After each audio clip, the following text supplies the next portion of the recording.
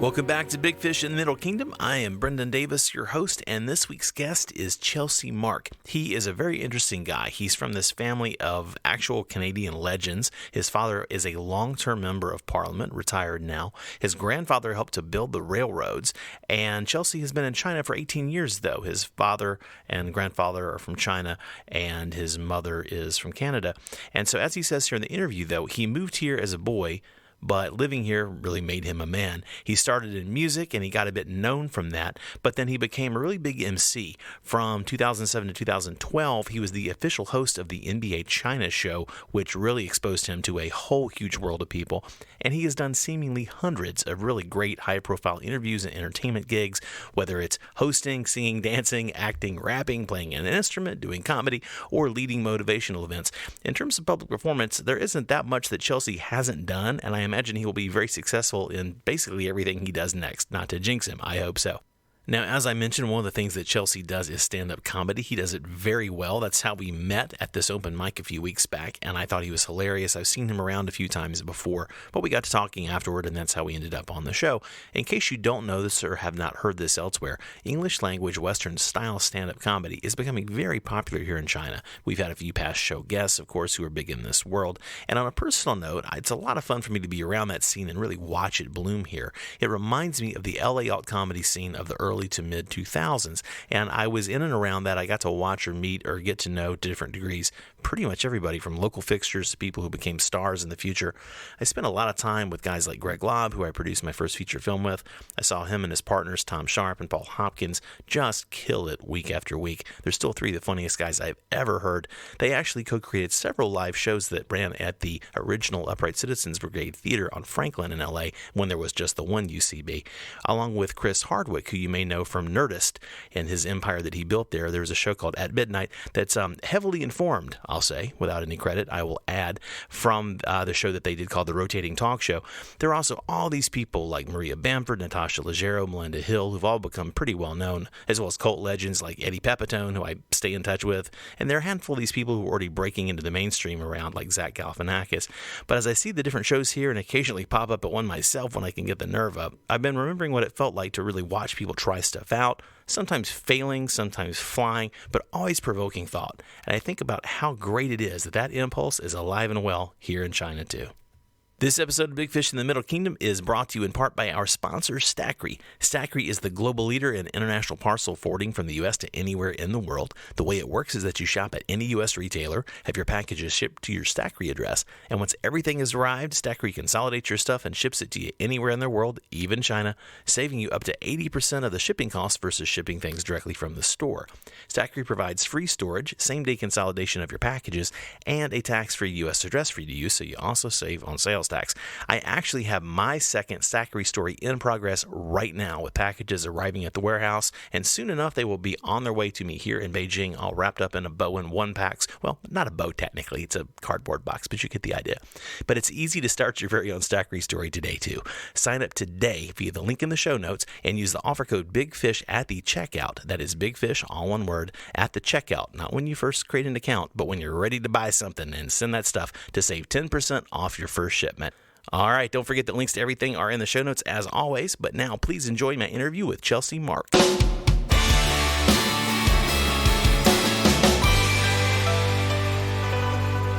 All right, well, I am really happy to be sitting here today with Chelsey Mark. Chelsey, how are you doing? Awesome. Nice. I bet you woke up awesome. I tried to. Awesome.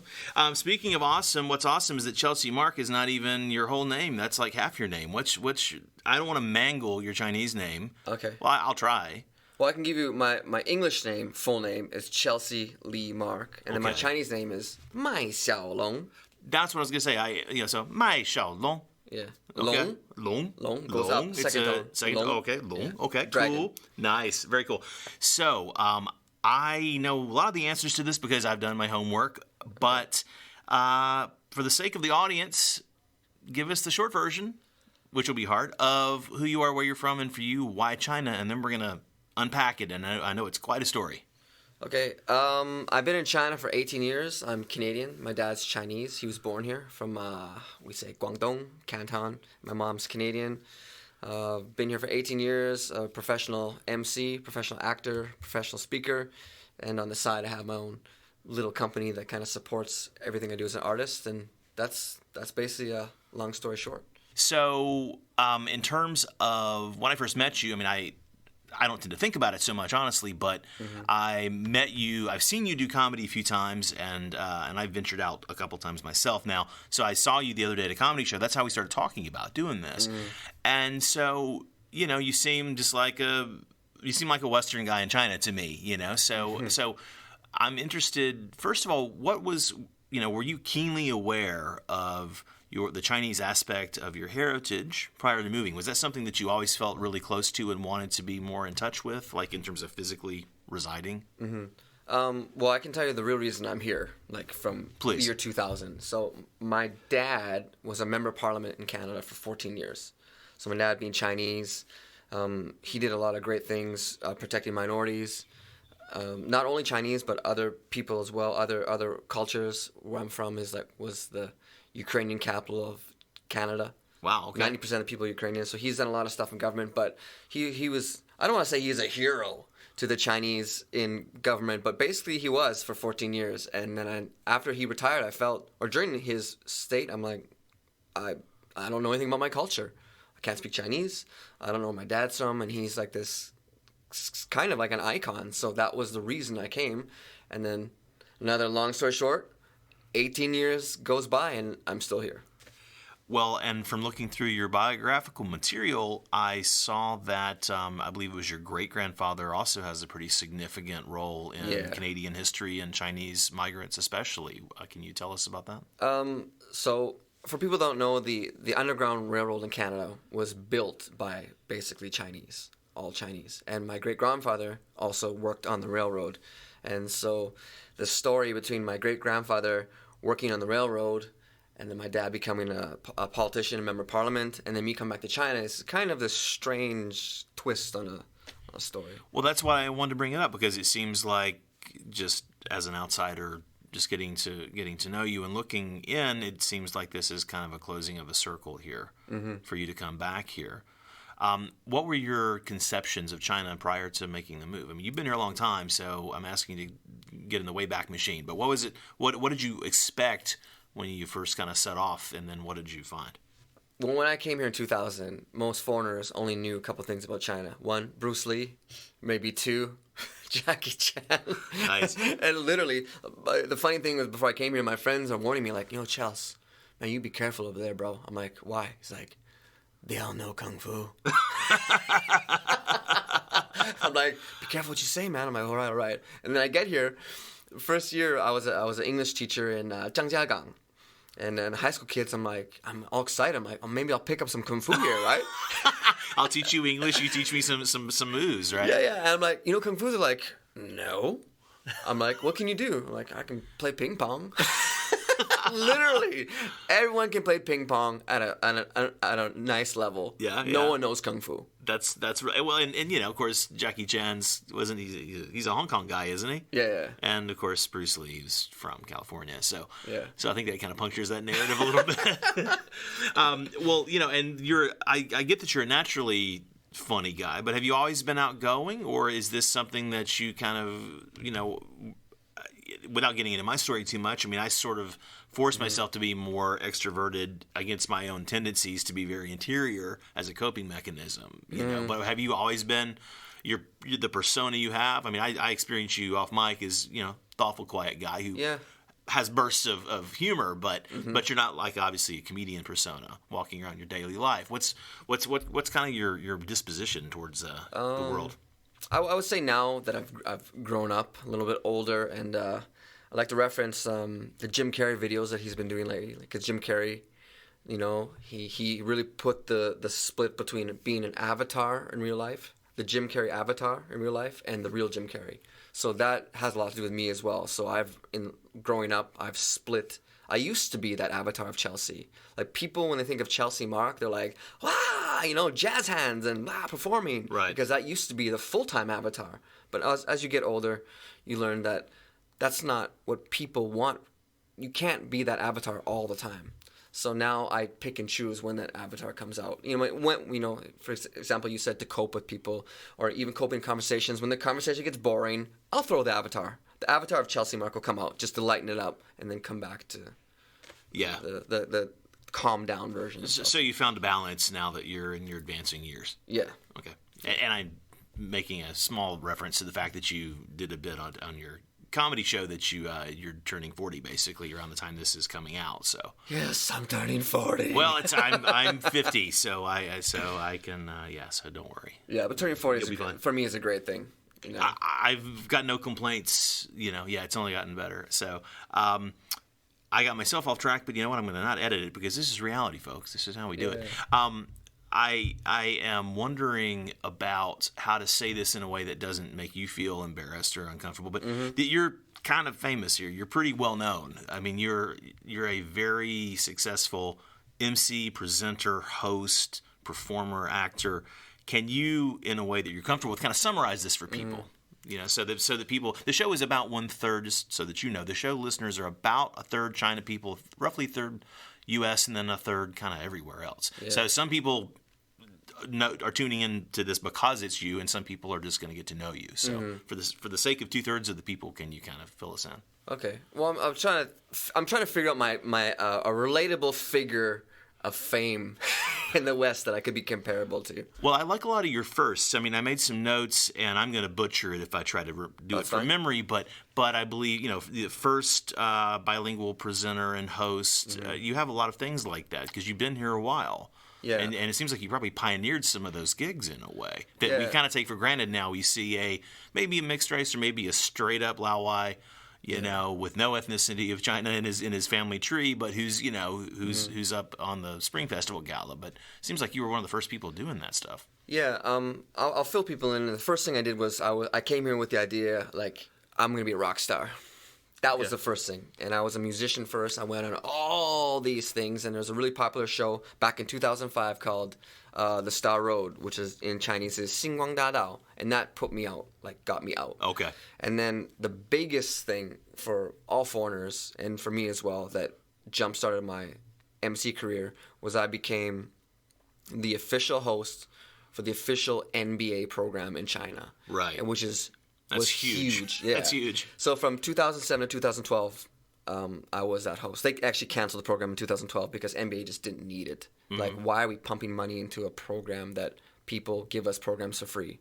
So they just canceled it because on a budget-based thing. But what was that? I know the answers, but for the sake of everybody else, what was that gig like? I mean, it's kind of crazy how many interviews you did, the things you got to be involved in, and all that stuff. One of the coolest things about that. I don't like to use the word cool. That's so cheesy. Well, yeah. I don't know. One of the most excellent things about that. You gotta own it, man. There's no going back now. One of the greatest things about that. with hair like that, just own it. Okay. It's cool. It was a cool job. The coolest thing for me was that I basically got to meet I'm an NBA fan. I went to 4 All-Star games. In 2007, that was the beginning of the wave of NBA. So I got first crack at all the stars. Wow. That came, like LeBron, Kobe, and one of legends came, like Grant Hill. He was still kind of be a legend at the time because he already sure. And one of my personal things that really hit home with me is that we did one of the first ever Cisco 2 live interviews ever professionally for NBA. I think in the world too. And it was funny. I did one with Grant Hill, and I did one with Shane Battier. Okay. And a year later, one of my friends that went back to study in a really famous broadcasting school in the States was like, Chelsey, you're in our school book. I studied your interview in class today. You're in our school books. Like using the video conferencing technology and stuff. Wow. Yeah. Well, I mean, so you mentioned you're a big sports guy, and I'm not so much of a sports guy, but I appreciate how cool of a gig that is. What were the players' reactions to you? Had to be pretty great because they don't know what they're going to get coming over here. Yeah. But they get a guy who can speak their language, but then obviously is connected to the local audience. I mean, I imagine that you were able to have kind of a good rapport. Yeah, I was. I because of my personality and the way I look, and I'm not scared to do anything. So to get in, throw the mic in there, and be like, yo, D Wade, what's happening, man? oh, hey, how's it going? Like, they would bypass everyone and just, like, shove them all the way and come talk to me. You know, one of my favorite quotes was at an All-Star game. Even the States, when I went to All-Star game, we had the media table press conferences, when that's, like, just packed full of American media. I got to know some of the stars, like Chris Bosh, which I had a lot of respect for. He was really great to me. I remember one time I just screamed at him, like, yo, Chris. He looked at me like, you look good. He's like, hey, man, what's up? He reached over. He's like, yo, long time no see, where you are? So a lot of times, like, they didn't know my name, but they knew who I was. Sure. You know, which was a nice reward. You know, for me, that's a great reward. You're like, oh, stars, like, they knew me and would give me face. Exactly. Just letting me go. Exactly. Well, and that's obviously a cultural thing that's big in China. It's big. That's big in the sports world. I mean, they don't just recognize everybody as somebody that they think is to torture the cool, basically, trying to find a better word. Yeah, I mean, the way it works in life, right? You know. Right. So your career has been really varied. I mean, so were you singing when you mentioned your music career? Was it singing, playing an instrument, both? It was, before I hit TV, I started off in a cover band, touring around all in China, singing and playing guitar and being the lead in that band. And then I went on that show, and taught myself how to do hip-hop, turned myself into a producer, so I sang my own music a lot of times. So I sang and danced for most of that time. Right. And I know that we won't cover every piece of the bio. I know that SARS, you had to go back home, but then you felt this connection to come back to China. Yeah. What was it that made you feel like you had to be here? Well, I remember a part of that was I went home at a bad time because in May, all the university jobs are gone. Like, they're taken. So that was one part of it. I couldn't really get a job. I ended up student painting in Ottawa. Okay. Like, I couldn't get a job anywhere. Yeah. It was just a bad time, and I just didn't fit in. Like, culturally, I was like, I just felt like I'm wasting my time in Canada. I need to go back. And how long had you been here at that point? Like 4 or 5 years? Yeah, I've been between here school and about doing your 4 years. Yeah. And so you came back pretty shortly, right? It was 3 months or something. A few months. Yeah. And so it's been a while since then. But this career that you've had, I mean, it's interesting that it's gone from these different modes of expression between music and acting, hosting, sports-related hosting events like that. What's kind of the most satisfying aspect of your career for you so far? And we're going to end up talking about future and more thoughtful things, but I want to cover the entertainment stuff, kind of in a chunk here. The most satisfying part of everything I've done is throughout the years I've had people that look at me, because it sounds cheesy, but I really chased my passion, and that's it. Like, for me, there's no like, maybe I should get a full-time job doing this or that. I'm like, no, it's like I've always been focused, like, I'm going to be a singer, and I did it. I've been, like, there was a time when I was a singer, I looked at my bank account, and I literally had 43 renminbi in my bank account, like, at certain times, like, you know, and I just didn't give up. And so that I'm really proud of. That I never give my passion, like, whatever I'm focused in, I go. And it's also been changed. Like, I've calculated it down just the way it happened. Like, every 7 years, I've changed. I've evolved. So 7 years as a singer, 7 years as a host, and then basically on the brink of new 7 years as an actor. It's almost changed every 7 years. So I expect the next 7 will be also getting into my speaking career as well. What draws you to that? I mean, are there certain things that you feel like you've learned that you want to share? Are you I mean, you certainly learned certain skills about going after things. Yeah. Because you can't be passive. I mean, this is something any of us who are kind of self-directed with our careers understand, is you have to go after it, and you have to be able to adjust. Yeah. And you've obviously learned a lot of these things along the way. Are those the kind of things you want to share, or is there some other deeper aspect to it, or is that's I guess that's deep enough? I think the bigger part for me is that I want people to know what it takes to be happy. This is something, especially here in China, because China is a place where happiness doesn't exist like it does in the West. In the West, we go out, we have fun, we go to a bar, we go to a birthday party, and we're let loose and we're having fun, and we know what fun is. But people in China, they don't really know what fun is. Why do you think that is? Well, I think 5,000 years of being suppressed. I mean, being under emperors and being pushed down to the ground, that would do it, right? Well, yeah, besides the obvious. Well, yes, of course. I mean, just the way the Sure. the culture is. I can't explain why the culture is what it is, but Right. it's not a, in the West we always push to, I guess, enjoy life. Not compared to Europeans, they really enjoy life. Yeah, they know how to party. Yeah. Wine at lunch, that kind of thing. Yeah, and sit back and hang out.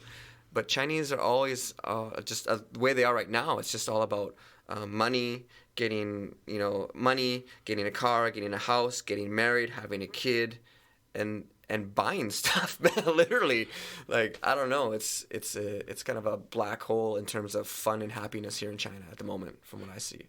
And there have been several guests who kind of commented from their perspective about this, and I thought about it a lot too, of course. And I'm paraphrasing a few people plus my own thoughts, but one thing that I've seen is how, and I had somebody point this out very specifically. I'll have to remember it and maybe mention that in my intro, but that basically every 10 years it's a new China, because the pace of development has been so rapid that there are it's not just a generational difference. It's really significant. It's much more significant than that.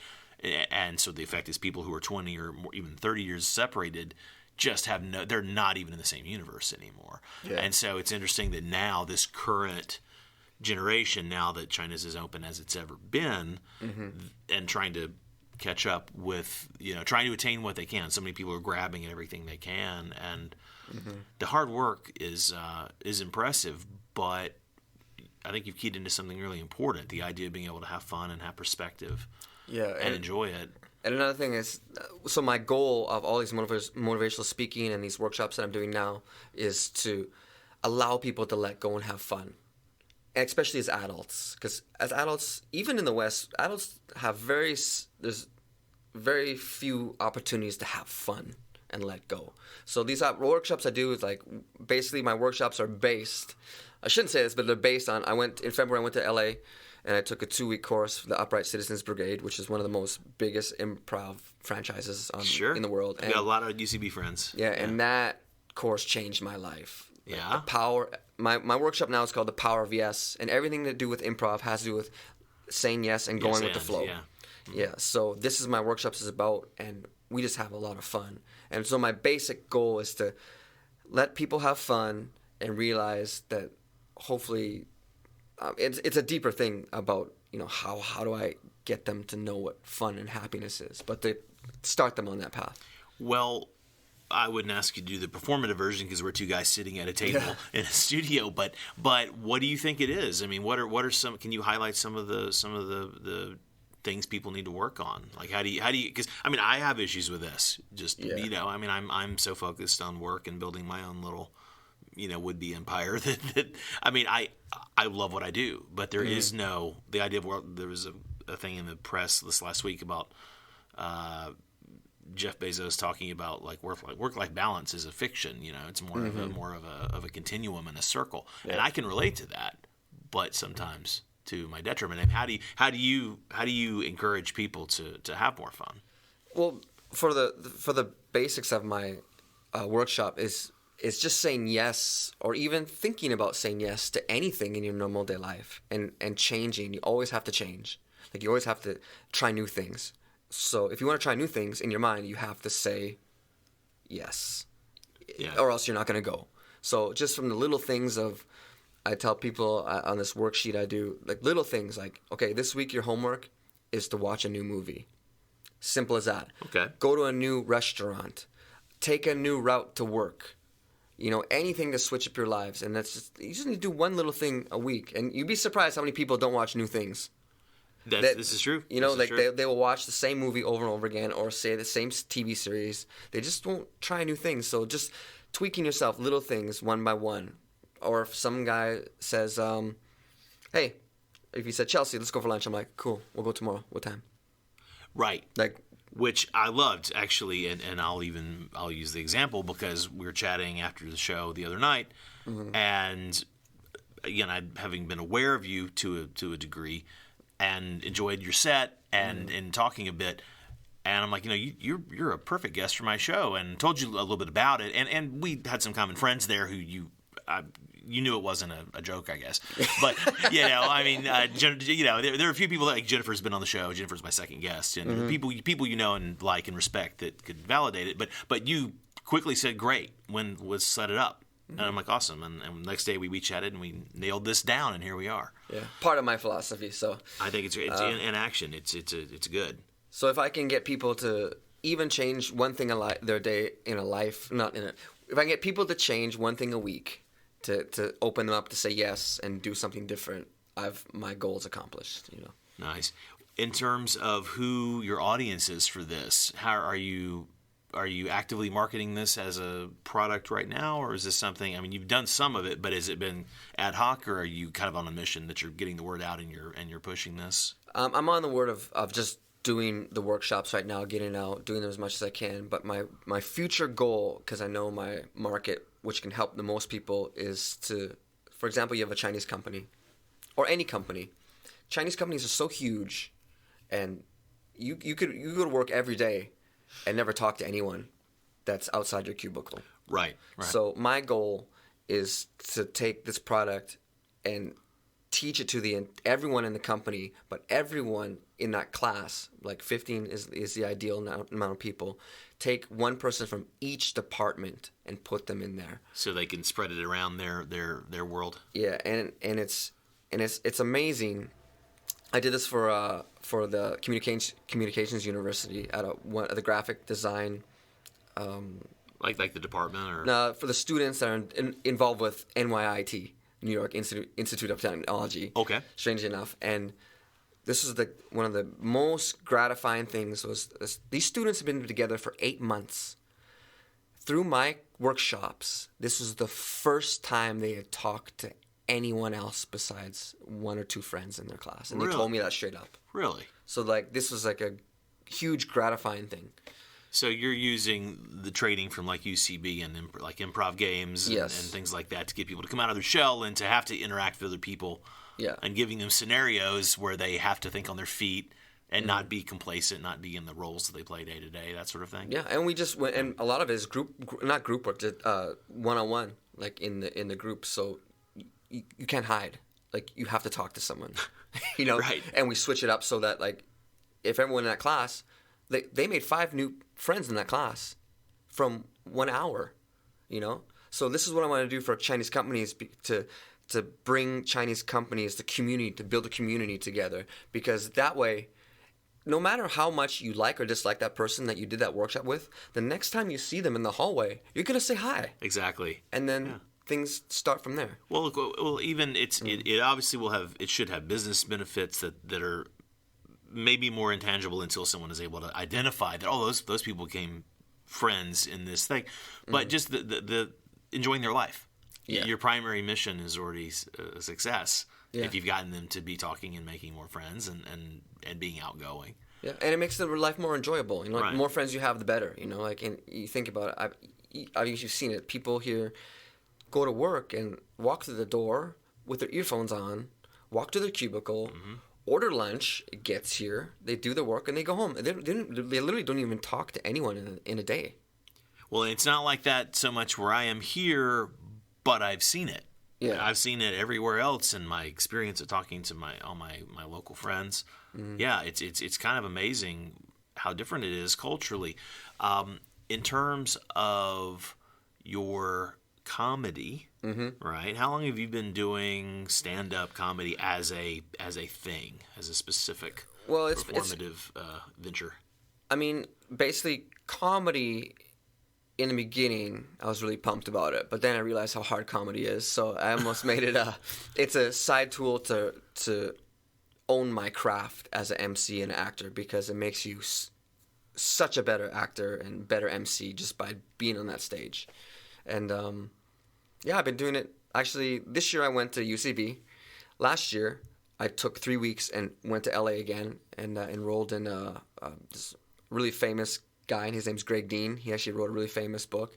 I went to his class, did a whole bunch of private lessons with other comedians, just walked into a billion open mics and did it hard for 3 weeks, and then came back, and then it started doing open mics again. But it kind of goes off and on. Comedy, if you're not a professional doing it full time, you come on, You fit it in where you can, and it's hard, and that's something. Jesse Appel is a friend. Jesse was on an early show. I think he was on episode 5 or 6, and so for anyone who's really into comedy, he's a guy you should know. Yeah, I know Jesse. For the audience, I know you know. Oh, Jesse. Sorry, I know you know Jesse. Oh, I don't know him. Who's that guy? Who's that guy? But I'm saying this by way of. I mean, he doesn't need the PR. I'm saying it by way of saying that he is an example of this huge booming trend of English language stand-up. Now, of course, there's Chinese stand-up, there's bilingual stand-up and improv and things like that. But people are surprised. I mean, I've told a few friends back home about going to comedy shows here, and they're saying, "Is your Chinese that good?" And I said, "No, it's not. It's English language comedy." And some people are curious, and how is it? And I said, "Well, it's the open mics are like any open mics. There are people that are just having fun or trying it out or having a hard time, and then there are people who might be on TV." Yeah. And everything in between. So as far as the level of craft, and LA's kind of my I consider it my hometown because that's where I was 14 years before moving here. And I know that world pretty well. So what was your experience of doing and seeing and being in the comedy world in LA in terms of the level of craft and talent? And then maybe compare it to what's obviously a growing community here.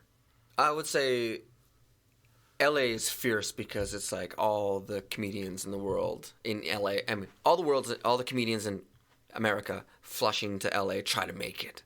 So you get a lot of high-level comedians doing open mics. But I'll just speak on open mics because that's all I did. I didn't get to do a show there. But the open mics are just comedians. There's no audience. Right. So, the whole room is full of comedians. Yeah, so essentially you're performing for nobody.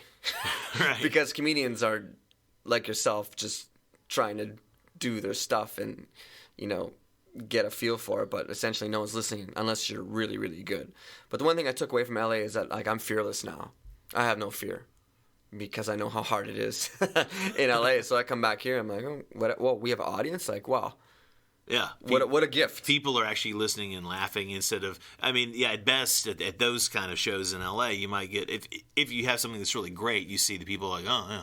They kind of give you like the nod of respect and like a little chuckle, or a little bit of a smile, but there's always something else going on. So, as far as so I didn't really answer your question. Yeah, you didn't actually. So I was trying to connect the dots. Well, what I took away from is that it's I don't know, comedy. Just you just have to be confident and go up and do your thing, and people will follow. That's what I took away from it because there's some bizarre acts in LA, but as long as you're confident, people will roll with it. That's why that came way back with, I think, the most. Do you see yourself continuing to use comedy sort of as a way to kind of sharpen your axe a bit here, or is something that you would want to pursue more as a venture? It seems like it serves as a workshop, like a gym, really, for the other things you're doing, right? Ideally, to be a comedian was my childhood dream. Okay. That's my childhood dream. Like back in the Eddie Murphy, I'm like, that's what I'm gonna do for my lifetime dream. Right. But in reality, coming back until I hit a certain level of greatness in comedy, I can't consider that as an option. And I know comedy. The great thing I like about comedy and kung fu. Okay. This is tie this together, please. Yeah. I'm all ears. The cool thing about kung fu and comedy is you can't fake it. There's no way you can fake kung fu, and there's no way you can fake comedy. So anyone that's great at comedy, usually they've spent at least 10 years. Yeah. Like at least 10 years. Yeah. Kung Fu's the same. At least 10 years before you have your fluidity in any kind of movements and stuff. So that's what I like about comedy as well, and Kung Fu. Nice. Well, look, I want to shift into sort of more philosophical areas here, although there's plenty of that in what we've been talking about already. What do you love about living in China? I love about China is that, we say in America, if the American dream, you can do it there. But I don't really believe that because I haven't lived in America. But I believe in China. If you can't do it in China, literally, there's no other place in the world you can do it. I mean, there's a place for anything you want to do. Like, for example, if you were a professional spoon maker. Okay. You could do it here. Sure, there's a market for it. Like, you could do it. You could find a factory to make your spoons. You could do it. You know, you could do it all by yourself. You know? So for anything in the world you want to do, there's a market for it here because there's so many people. So if you can't do your dream in China, I'm convinced you can't do it anywhere. What has it allowed you to do that you didn't expect? I mean, probably a lot of things, but I don't want to. I didn't expect to be the host of an MBA program. I mean, right. You know, meet all my childhood idols. That's one. I would say everything I've done here is something I didn't expect to happen. Everything, like being an actor, being an MC, you know, being a speaker. But all the cash and prizes that have come with this interesting career. But for me, the biggest thing about the biggest cash and prize that I've gotten here, the biggest prize is that one of my friends mentioned to me the other day, she said, you know, you became a man in China. I'm like, oh, I never thought about it that way. I came here when I was 22. Now I'm 40. Like I literally, China made me a man. And that's what I like the best because China, I know people in the world don't really relate being a gentleman with Chinese men, but it has made me a gentleman. Okay. In a lot of ways. For example, you know, simple things in the West we say like opening doors and you know say please, thank you. But it goes into like a deeper level with face and culture here. For the point of like, for example, if I'm eating with if you're my girlfriend, I'm eating with you. The plates come. I'm gonna serve you first before I serve myself. Right. And if I was in the West, I would never learn this. Wouldn't even have occurred. Yeah, it's not a thing. Yeah, stuff, little things like this, you know, really made me a gentleman in China, which I'm really grateful for as well. What do you summarize if you talk to people back home, or you know you're traveling and you meet people and they kind of hear your story and wow, and they want to ask you for kind of your hot take on China and besides just kind of the superficial stuff. I mean, how do you summarize China in the present for outsiders? And I'm sure it depends on context a bit, but kind of get like a general idea in terms of what it's about, what it means to you. What it means to me? Wow, that's such a deep question. Well, it's you can skate along the surface if you want. What China means to me? I mean, me and my friends who lived here between 2000 and 2008, we lived through the golden years of China. Okay. This is China will never be better. And I know. Why? Tell me why. Because from 2000 to 2008, people in China were satisfied and happy with life. Okay. I'll take the simplest example. A taxi driver would pick you up. He'd be excited to see you. He'd be like, oh, a foreigner, cool.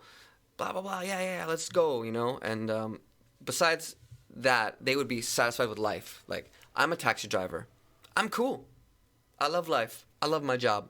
Yeah, I don't make too much money, but, you know, I'm enjoying it. I have fun. I take breaks when I want, blah, blah, blah, blah, blah, this and that. But now, everyone is about, oh, I'm not making enough money. Oh, it's so expensive to live here. Oh, I need to get a car. Oh, I've got all this stress. Oh, I don't have a wife yet. Blah, blah, blah, blah. It's like the greed of, I would say, capitalism with this big boom in China has taken the hugest toll on Chinese culture and the Chinese. Well, you pegged that to 2008. I'm guessing that's because the Olympics is the marker there. Would you think that run up to it was? What was it like? Because you were here for that. I mean, when China won the bid and started preparing, and then of course everything that happened, and you don't have to get into the weeds of all that specifics. But what was that like? What was the mood like to you as China was edging towards that 2008? Were you seeing this transition happen in a good way, or was it hard to characterize it, or what was it like? I mean, for me, it was a good way because everything became more modern, more Western, and things got easier for people's lives here. You know, more subway lines, more transportation was easier. Sure. Things became more Western. Like for me as a Westerner, like Starbucks popped up, more McDonald's, more more shopping malls. Everything was popped up, and literally every year you come back to the same place. You're like, that was just a square of dirt, and now it's an entire shopping mall within a year. Yeah, it was exciting. You know, it's exciting for everyone. They're like, oh yeah, we got it. Like, but the downfall, like no one foresaw the downfall of what comes with money, capitalism, and I guess you would say modernization has a price culturally as well. Right. I've have lamented previously, mostly to myself, because lamentations, unless you're trying to petition a saint or something, lamentations in public are really not very 2018. But the fact that everyone is most everyone is worldwide is so into, if you're not living in a war zone or some kind of a conflict-ridden area going through some upheaval, then most people are very inward and trapped. They're trapped in their phone. They're trapped in their daily grind, and that's and me too to a degree. But I've consciously worked to try not to be tethered, any more than I have to be to the phone, for instance, things like that. How do you keep yourself from falling into these same habits of being inward? How do you maintain your perspective? You mean like in terms of everyday life, or? Yeah. To keep my sanity, I leave. Okay. I leave, like I literally leave. That's not the response you wanted, but no, that's if that's the truth, that's the exact response I want. I me being here for so long, and to be honest, it really doesn't have to do anything with China. It just has to do with me being in another place other than my home for 18 years. Like if I was in France for 18 years, I think I would still have to leave on a constant basis because you kind of get bored of it. How often do you pull the ripcord and jump out? Man, for the last 2 years, it's 5 times a year at least. Really? 5 times a year. Do you go back to Canada? Yeah, go back to visit my brother, nephews and niece, or my parents, or to do training. Like I'll go to LA, right? Right. But mostly it's just to see my parents and my friends and my brother. And when you bounce, how long are you typically? Like week, 2 weeks, or you like get out for a month, come back 2 months, get out for a month? Or 10 days. I've got like a really... Okay, you have a system. Yes, I got a system. 10 days of vacation. Actually, it's 12 days. 2 days of flying, right? Right. So 10 days actually there. Like including like a little turnaround time for jet lag? Yeah. You don't want to schedule anything too strenuous that first 24, 36 hours back, even if you got it down to a science, but... Yeah, I mean, it's all good. I mean, I also have my own system of jet lag. Like, I know what to do. I know what not to do. Well, I do. Well, we'll talk off mic. I do too, and I'm curious to I might be able to learn something from you to add to my toolkit. What do you sort of see as we sort of arcing toward the back third of this here? What do you think of for yourself? What does the future hold for you? I'm trying to find a good way to say something pretty easy, basically. Okay. But what do you see for yourself, kind of in the nearish term? We'll say 5 or so years, just to put a date on it. Okay. So the last couple of years have been me going through this counting my blessings phase. So my blessings are what? My parents are still alive and healthy. I have 2 sets of really great friends with families. I'm really not to say involved, but I'm good friends with them and their kids as well. My brother's has 4 kids. A great relationship with my nephews, my niece, my brothers. They're all in Canada. So I asked myself, what am I doing here? Okay. Like, what am I waiting for? Am I waiting for someone to die? You know what I'm saying? Like, why aren't I spending more time having fun over there than just working over here? Right. So my goal this year and for the next years to come is to try to do both. Okay. Like 6 months here, 6 months in Canada. Which ones, seasonally, would they be 6 continuous in each, or split it up like seasons to season? Have you kind of? I'm imagining you've been thinking about a system of how to checkerboard it.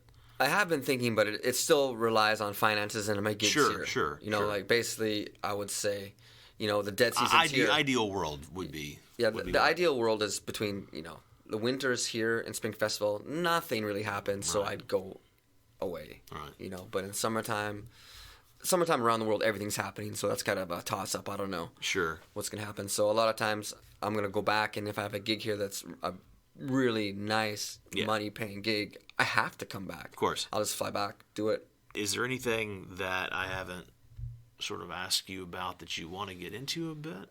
One of the big things, if I want to give advice for anyone, growing up or the young kids listening to the podcast. I was going to ask you what you've learned, and so please take it from here.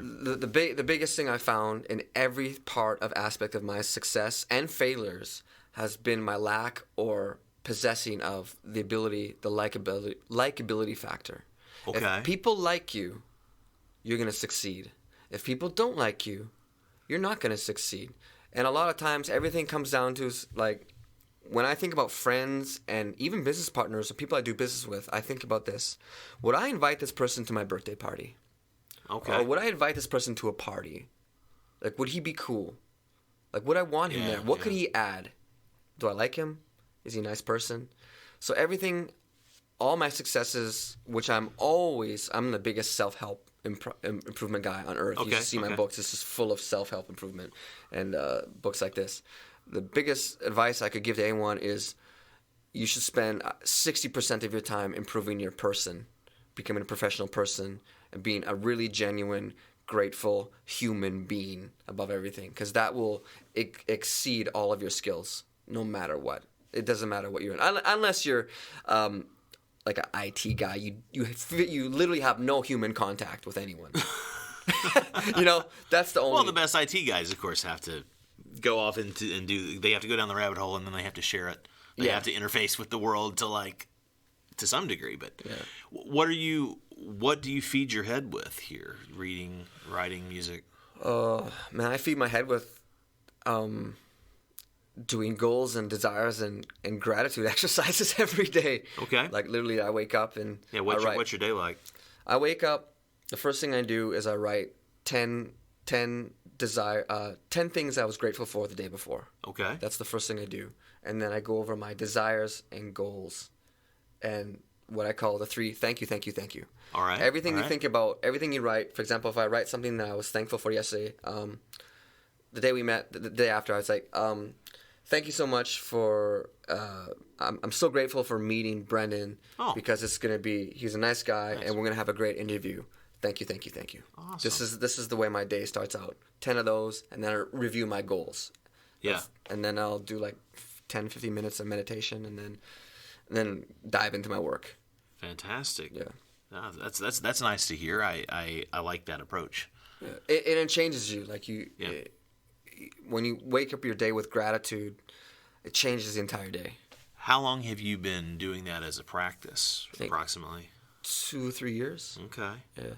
And so you've seen significant benefits externally, internally. Yeah, totally, and subconsciously that you don't even know.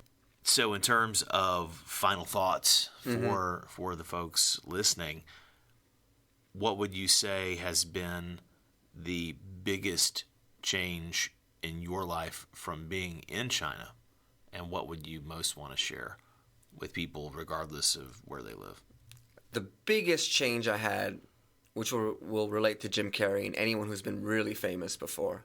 In 2010, this was the peak of my fame. I was on a talk show on Hunan Weishi, which is the biggest entertainment station in China. And our show was a daily show called 百科全说.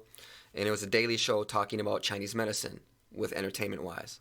But we were the best. Like, we were number one. Like, the time slot we had was competing with TV series, which always lose, and we destroyed all the TV series in ratings. Okay. I was everywhere. Like, I was on buses, I was on posters. Our team, like, there was 5 of us hosts. Mm-hmm. We were everywhere. Anywhere I went in China, I went to the smallest little village. Anywhere, people would look at me and point and go, "My Xiaolong." I was famous, like, throughout the entire country, and there was one specific example where we had just recorded a whole bunch of really great shows. Man, we were pumped. We knew the ratings were going to go through the roof, and it was just great for us. And I flew back to Beijing. I was so pumped. I looked at my phone. I'm like, man, I'm going to have some fun tonight. I'm going to celebrate with my friends. Yeah. I looked at my phone. I didn't even have one friend I could call. Wow. I pushed away all my friends because I was so concerned about me and my career, me and this. Like, literally, I had no friends. And at that point, like, I didn't say I was going to do it, but at that point, I know what the suicide feeling feels like. Because when I hit rock bottom, I'm like, this is never going to happen again. So at that point in 2010, I promised and swore to myself to change who I am, because I lost everything. Like, if you have no friends, none of this is worth anything if you can't share with anyone. So that was one of the biggest turnarounds in my life. And if I can say that to people, it's like, one, fame isn't what you think it is, and I'm sure money isn't what you think it is either. So enjoy life and hang out with your friends and your family and enjoy it as it comes. Chelsey, thanks a lot, man. No problem. All right, that's the show this week. Don't forget to find out more about Chelsey or any of the things we talked about. You can find links to just about everything in the show notes. If not, you can search it. That's why you have the internet, right? Also, there is a lot of big news about the Big Fish in the Middle Kingdom show coming up in just the next couple of weeks. I can't wait to start sharing some info with you. Until then, I'll see you next time. Have a great week.